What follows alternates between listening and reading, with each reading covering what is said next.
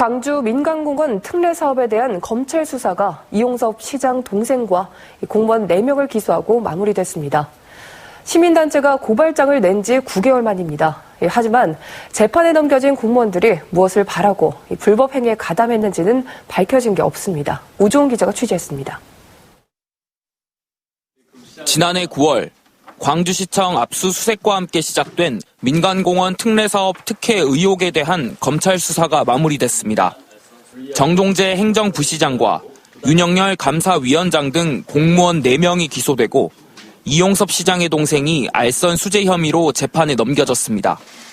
정 부시장 등은 중앙공원의 우선협상 대상자가 당초 도시공사와 금호산업에서 한양과 호반건설로 뒤바뀌도록 부당하게 특정감사 결과를 도출한 혐의를 받고 있습니다. 이 과정에서 금호산업에는 과도한 잣대를 들이댄 반면 호반건설에 대해서는 명백한 감점 사항이 있었는데도 그냥 넘어갔다고 검찰은 밝혔습니다. 검찰은 또 정 부시장 등이 업체들을 평가했던 제안심사위원회에 당초 평가 결과를 변경하도록 요구해 권리 행사를 방해하고 도시공사가 사업자 자격을 반납하도록 부당한 압력을 행사했다고 밝혔습니다.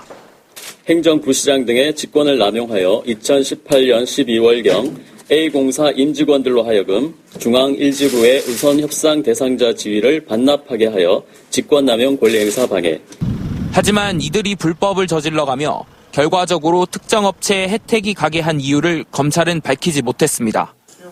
가장 합리적인 의심은 광주시정의 최종 책임자인 이용섭 시장의 지시가 있었는지, 또 평가 번복의 결과로 이익을 본 건설사의 대가 제공이 있었는지였습니다.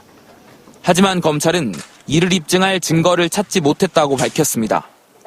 정 부시장이 특정 감사를 지시하며 시장님 뜻이다라고 한 발언이 윤 감사위원장의 업무일지에 적혀 있지만 이용섭 시장이 개입한 직접 증거는 아니고 공무원들이 건설사 관계자들과 만나거나 통화한 기록은 있지만 범죄와 관련된 내용은 확인되지 않았다는 겁니다.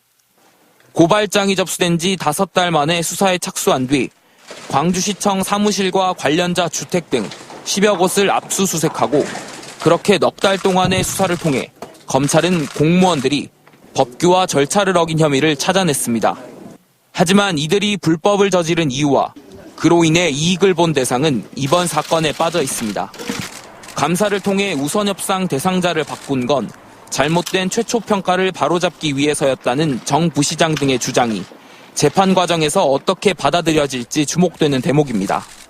경실련 고발로부터 9개월여간 이어져온 검찰 수사는 이용섭 시장이 직접적으로 개입한 증거를 찾지 못하면서 공무원 등을 기소하는 것으로 마무리됐습니다. MBC 뉴스 우종훈입니다.